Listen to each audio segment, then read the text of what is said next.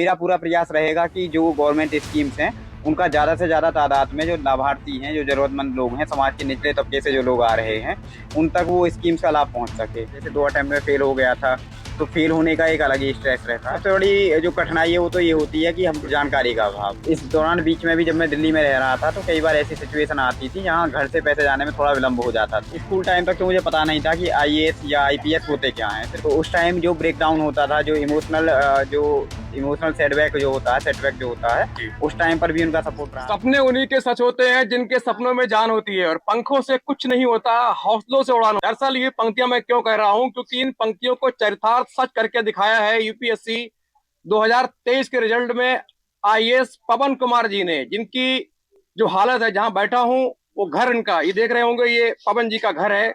घर की जो हालत है उससे अंदाजा लगाइए कि घर की माली स्थिति जो क्या रही होगी, आर्थिक स्थिति क्या रही होगी, कैसे उन्होंने पढ़ाई की होगी। और इस घर के ही होनहार छात्र ने, पवन कुमार जी ने, यूपीएससी में 239वीं रैंक लाकर इतिहास रच दिया, पूरे भारत में तहलका मचा दिया। तमाम उन युवाओं को जो यूपीएससी जैसी देश की प्रतिष्ठित सेवा के लिए तैयारी कर रहे हैं, जिनके पास संसाधनों की कमी है, गरीबी है, उसके चलते उनको रोड़ा मानकर पीछे हटने की कोशिश करते हैं, उनके लिए ये ऊर्जा है, प्रेरणा है, उदाहरण है, एग्जाम्पल है। वो पवन कुमार जी इस वक्त मेरे साथ मौजूद है। इस वक्त मैं बुलंदशहर के स्याना तहसील के रघुनाथपुर गांव में मौजूद हूँ, और पवन कुमार जी मेरे साथ मौजूद हैं। आइए उनसे तमाम बातें करते हैं जो आप हमारे लिए फायदेमंद साबित होंगी, तमाम उन युवाओं के लिए जो यूपीएससी जैसी सिविल सर्विस का सपना देखते हैं। उनके लिए उनका ये इंटरव्यू निश्चित तौर पर एक बहुत ही प्रेरणादायक साबित होगा। सबसे पहले आपको बहुत शुभकामनाएं, बधाई। धन्यवाद सर। सबसे पहले मेरा सीधा सवाल ये है आपसे कि इतनी बड़ी देश की प्रतिष्ठित सेवा का इस छोटे से घर में, जहाँ भैंस का पालन हो रहा है, आपके जो घर में छोटी सी जगह है, मैं समझता हूँ 50 गज की जगह होगी, छप्पर पड़ा हुआ है, यहाँ बैठकर आपको यूपीएससी जैसी सर्विस का जो ख्वाब है, उसका जो बीज है, वो कैसे आप में पनपा? हाँ सर, ये था मेरे स्कूलिंग के दौरान जब मैं कक्षा 8 तक पढ़ रहा था, तो मैं अपने मामा जी के यहाँ पे था। वहाँ जो मेरे प्रिंसिपल थे, उनकी वजह से मेरा ये जो यूपीएससी की तरफ था वो रुझान बढ़ा था। वो पहला इंटरेक्शन था जहाँ मतलब उन्होंने मेरे से कहा था कि आप में आपके अंदर काफी टैलेंट है, और अगर आप मेहनत करेंगे तो आप यूपीएससी सिविल सर्विसेज क्रैक कर सकते हैं। तो मेरी प्रेरणा प्रेरणा का स्रोत मेरे प्रधानाचार्य जी हैं। वहां से आपको मिला। जी। उसके बाद फिर आपने इतनी बड़ी परीक्षा, इतना छोटा आपका घर, आर्थिक स्थिति भी आपकी बहुत बढ़िया नहीं, कैसे आपने सफलता को, जो आपका सपना है, इसको सफलता में बदला? सर इसके बाद में जब स्कूल टाइम तक तो मुझे पता नहीं था कि आईएएस या आईपीएस होते क्या हैं। सिर्फ मुझे ये था कि कोई बड़ी जॉब है और ये मुझे करनी है।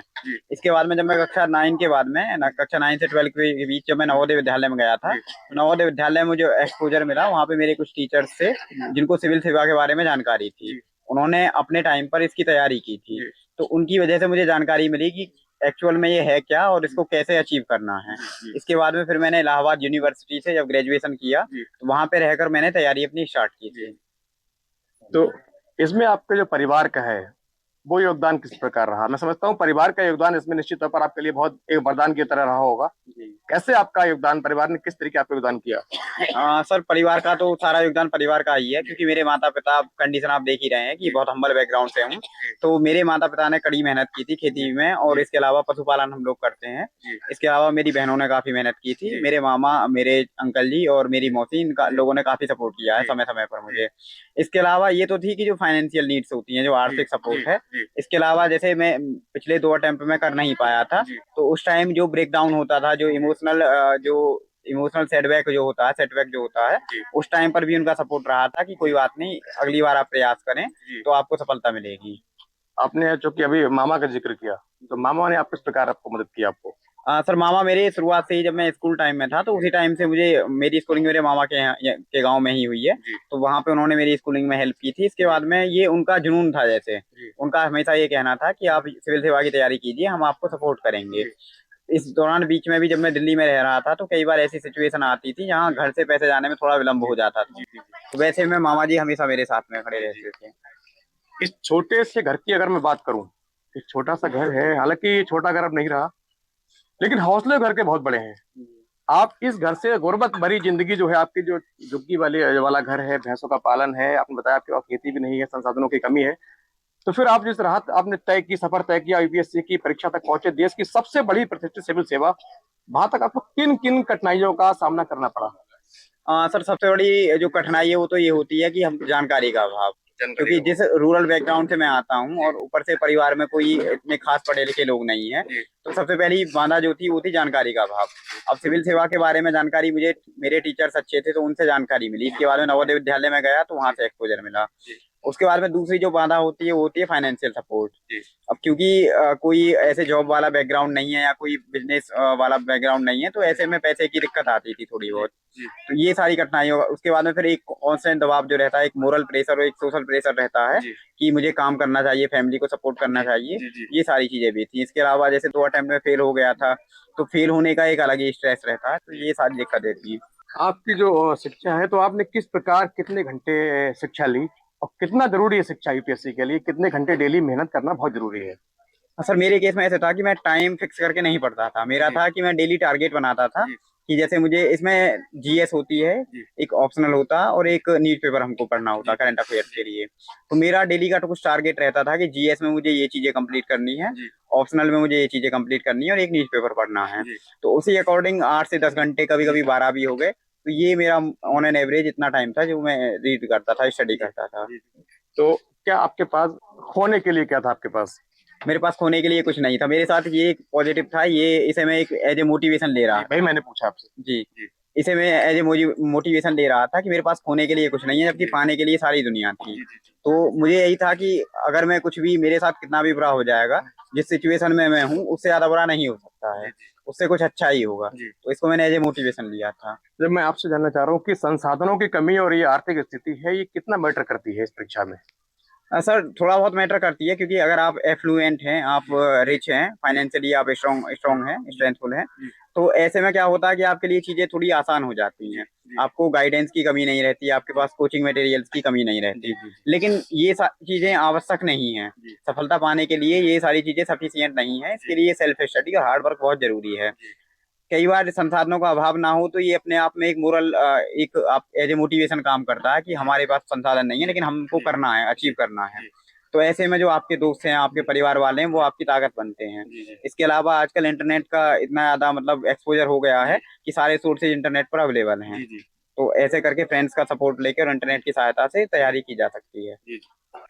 किस प्रकार माता पिता से आपकी बात होती थी? दोबारा बताया, आप 2 अटेम्प्ट में आपने डिस्क्वालीफाई हो गए, तो माता पिता को किस प्रकार समझाते थे आप? हाँ सर, मैं जैसे उनको समझाता था तो ये कई बार मेरे लिए एक इमोशनल सेटबैक होता था। जी मेहनत करने के बाद में जब सफलता नहीं जी मिलती तो थोड़ी निराशा जी होती है। तो मैं वही बताता था कि इस बार नहीं हुआ है, जी यहाँ पे कमी रह गई है। जी तो परिवार वालों का यही था कि कोई बात नहीं, आपकी यहाँ कमी रह गई है, आपको कमी पता है, इस बार मेहनत करिए और अपनी कमी को इम्प्रूव कीजिए। तो इस तरह से वो हमेशा साथ में रहे थे। शुरुआत में जब आप यूपीएससी के लिए गए, तैयारी करने गए, तो आपके माता पिता को मालूम था यूपीएससी क्या होती है, क्या मायने इसके हैं? उनको सिर्फ यूपीएससी का मतलब इतना पता है कि आईएएस और डीएम होते हैं, बाकी सरकारी पावर्स या बड़ी क्या हैं, नौकरी? हाँ, बाकी पावर्स क्या हैं, जी क्या कर सकते हैं, ये जी सारी चीजें उन्हें बहुत ज्यादा नहीं पता है। जी जी जी। आईएएस बनने के बाद आप जाएंगे तो किन चीजों पर, क्योंकि हमारे समाज में बहुत चीजें ऐसी हैं जो गलत हो रही हैं, जिनका निस्तारण नहीं हो सकता, सही से गरीब आदमी जो है उसको सरकारी सुविधा नहीं मिल पाती है, या उनको उनकी फरियाद आगे नहीं पहुंच पाती है। तो उसके लिए आपको क्या सोचा आपने, किस तरीके से लोगों को आप ट्रीट करेंगे, उनको किस तरीके से सुनेंगे, कौन समस्या है जो आपको बहुत खराब लगती है, उनका निस्तारण सबसे पहले करने की कोशिश करेंगे आप? सर एक दो चीजें हैं जिनके ऊपर मैं काम करना चाहूंगा विस्तार से। जी जी। जैसे एक तो पहला है शिक्षा। शिक्षा। शिक्षा मुझे लगता है कि ऐसा वेपन है जो समाज में एक क्रांति ला सकता है। जी अगर सही तरीके से सारे बच्चों को अच्छी शिक्षा दी जाए जी तो समाज में जो क्राइम है या जो करप्शन है वो जी सारी चीजों को कर्ब जी किया जा जी जी सकता है। जी उसके बाद में दूसरी चीज है कि हमारे पास ऑलमोस्ट सारी चीजों के लिए गवर्नमेंट स्कीम्स हैं, जी चाहे आवास के लिए हो या गैस सिलेंडर के लिए हो, जी फ्री राशन वितरण हो। जी तो स्कीम्स की हमारे पास कमी नहीं है। जी जो दिक्कत आती है वो इम्प्लीमेंटेशन में आती जी है कि हम सही लाभार्थी जो हैं, जो जरूरतमंद तबका है, उस तक वो स्कीम पहुंच पा रही है, नहीं पहुंच पा जी रही जी हैं। तो मेरा पूरा प्रयास रहेगा कि जो गवर्नमेंट स्कीम्स हैं उनका ज्यादा से ज्यादा तादाद में जो लाभार्थी हैं, जो जरूरतमंद लोग हैं, समाज के निचले तबके से जो लोग आ जी रहे हैं, जी उन तक वो स्कीम्स का लाभ पहुंच सके। जी। तो मेरा यह प्रयास रहेगा। तमाम जो यूपीएससी की तैयारी कर रहे छात्र हैं, जो घर से बाहर रहकर दिल्ली में तमाम जगह तैयारी करते हैं, उनके लिए क्या आप प्रेरणादायक संदेश देना चाहेंगे?